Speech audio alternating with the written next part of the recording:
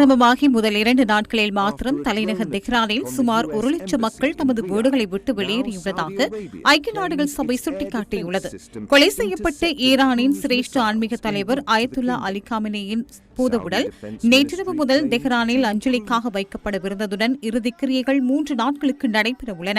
சிரேஷ்ட ஆன்மீக தலைவர் உரைகளை நிகழ்த்திய மற்றும் பிரார்த்தனைகளை நடத்திய மத்திய தெஹ்ரானில் உள்ள ஒரு பெரிய வளாகத்தில் இறுதிக்கிரியைகள் நடைபெறவுள்ளன. யுத்தம் காரணமாக ஈரானில் இதுவரை 1000க்கும் மேற்பட்டோர் உயிரிழந்துள்ளதுடன் 6000க்கும் அதிகமானோர் காயமடைந்துள்ளதாக சர்வதேச ஊடகங்கள் செய்தி வெளியிட்டுள்ளன. லெபனானின் தற்போதைய நிலை என்ன? லெபனான் மீது இஸ்ரேல் நடத்திய வான்வழி தாக்குதல்களில் உயிரிழந்தோரின் எண்ணிக்கை 72ஆக அதிகரித்துள்ளது. 437 பேர் காயமடைந்துள்ளதாக சர்வதேச ஊடகங்கள் செய்தி வெளியிட்டுள்ளன.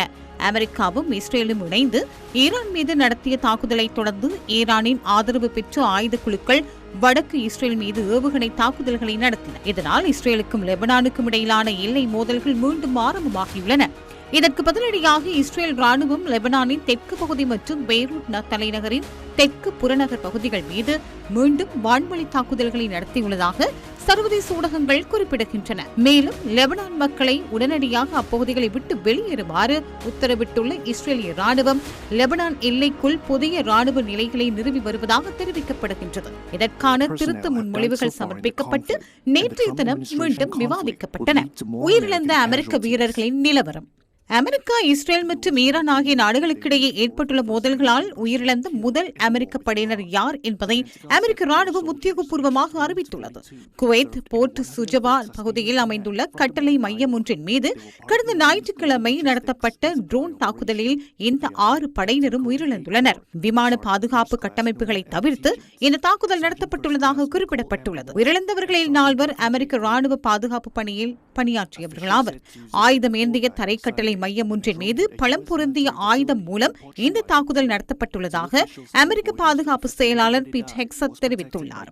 இதேவேளை குவைத்தில் இடம்பெற்ற ஃப்ரெண்ட்லி ஃபயர் துப்பாக்கிச் சூட்டினால் தமது 3 போர் விமானங்கள் விழுந்து நொறுங்கியதை அமெரிக்கா உறுதிப்படுத்தியுள்ளது. இதேவேளை வெள்ளை மாளிகையில் இன்று நடைபெற்ற ஊடகவியலாளர் சந்திப்பில் கருத்து தெரிவித்த அமெரிக்க ஜனாதிபதி ஈரானின் ஆட்சி தற்போது முடிவுக்கு வந்துவிட்டதாக தெரிவித்தார். இந்த நேரத்தில் ஈரானுக்கு என்ன நேரம் என முழு உலகமும் பார்த்துக் கொண்டிருக்கிறது. ஈரானில் மீண்டும் அணுசக்தி உருவாகாது என்பதை நான் கூற வேண்டும். அதனை உருவாக்க விட மாட்டோம். நாம் ஏற்கனவே அவர்களை அழித்து முடித்து விட்டோம். அவர்களின் சக்தியை இல்லாது ஒழித்து விட்டோம். அதேபோல் அவர்களின் கப்பல்கள் மீதும் தாக்குதல் நடத்தி முடித்து விட்டோம். எனவே பயங்கரவாத ஈரானின் ஆட்சி இப்போது முடிவுக்கு வந்துவிட்டது. ஈரானின் சர்வாதிகார ஆட்சி இப்போது முடிவுக்கு வந்துவிட்டது. ஸ்பெயினின் நிலைப்பாடு என்ன? இதேவேளை ஸ்பெயினின் நிலைப்பாடு தொடர்பில் மீண்டும் ஒரு குழப்பகரமான நிலைமை தோன்றியுள்ளது. ஈரானுக்கு எதிரான ராணுவ நடவடிக்கைகளுக்காக அமெரிக்காவிற்கு ராணுவ தளங்களை வழங்கப் போவதில்லை என ஸ்பெயின் பிரதமர் உத்தியோகபூர்வமாக அறிவித்த நிலையில் வெள்ளை மாளிகையின் ஊடக பேச்சாளர் கரோலின் லெவிட் அதற்கு முரணான கருத்தை வெளியிட்டுள்ளதே இதற்கான காரணமாகும். ஸ்பெயினுடனான வர்த்தக உறவுகளை துண்டிப்பதாக ஜனாதிபதி டொனால்டு டிரம்ப் அச்சுறுத்தியதை அடுத்து அமெரிக்க ராணுவ நடவடிக்கைகளுக்கு ஒத்துழைப்பு வழங்க ஸ்பெயின் ஒப்புக்கொண்டுள்ளதாக வெள்ளை மாளிகை ஊடக பேச்சாளர் தெரிவித்தார். இருப்பினும் இதனை ஸ்பெயின் வெளிவிவகார அமைச்சர் ஹோசே மானுவல் கடுமையாக மறுத்துள்ளார். மத்திய கிழக்கு பிராந்திய மோதல்களுக்கு தமது தளங்களை பயன்படுத்துவது தொடர்பான ஸ்பெயின் அரசாங்கத்தின் நிலைப்பாட்டில் ஒரு துளி கூட மாறவில்லை என அவர் கூறியுள்ளார்.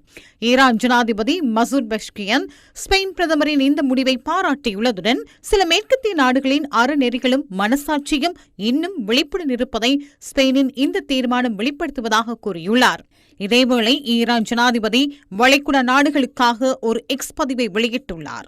ஈரான் படைகள் மத்திய கிழக்கு நாடுகளின் சிவில் கட்டடங்கள் மீது தாக்குதல் நடத்துவதை அந்த நாடுகள் கடுமையாக கண்டித்துள்ள பின்னணியில் இது வெளியிடப்பட்டுள்ளது.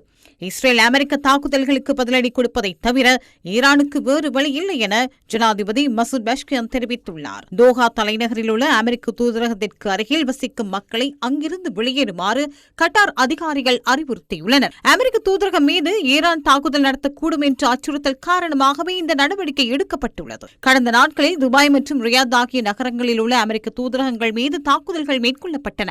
இந்த நிலையில் கட்டார் போலீசார் தோஹாவில் உள்ள அமெரிக்க தூதரகத்தை சுற்றியுள்ள வீடுகளில் வசிக்கும் மக்களை வெளியேறுமாறு அறிவுறுத்தியுள்ளனர். கனடாவின் நிலைப்பாடு என்ன?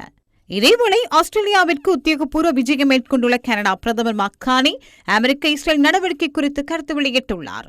இந்த நடவடிக்கைக்கு ஆதரவு வழங்குவதா இல்லையா என்பது தொடர்பில் உறுதியாக தெரிவிக்க முடியாது என அவர் கூறியுள்ளார். எனினும் கனடா தமது நட்பு நாடுகளின் பக்கம் நிற்கும் எனவும் அவர் மேலும் தெரிவித்துள்ளார். அமெரிக்காவின் போர் அதிகார சட்டத்திற்கு என்ன நடந்தது? அமெரிக்க செனட் சபை ஜனாதிபதி டொனால்டு டிரம்பின் ராணுவ நடவடிக்கைகளை கட்டுப்படுத்த தவறியுள்ளது.